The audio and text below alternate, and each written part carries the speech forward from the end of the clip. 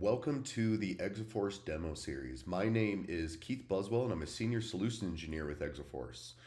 Exaforce is an agentic AI SOC platform that's really enable security operations personnel with AI in every single aspect of their job.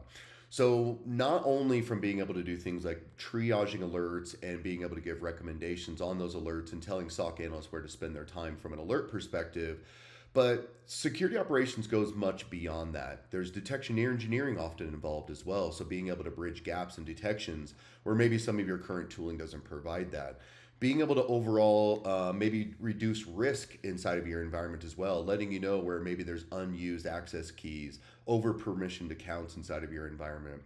Also being able to do things like insider threat assessments and be able to flag risky users inside of your environment, and then just kind of say, hey, if we ever see these type of activities, we want to know about those. Those bubble up to a higher level, and being able to take an AI platform such as this and enable your security operations personnel with AI in every single aspect of their job, hand them the controls to essentially a series of bots where they can now go automate a lot of these tasks that they've been doing on a day-to-day basis.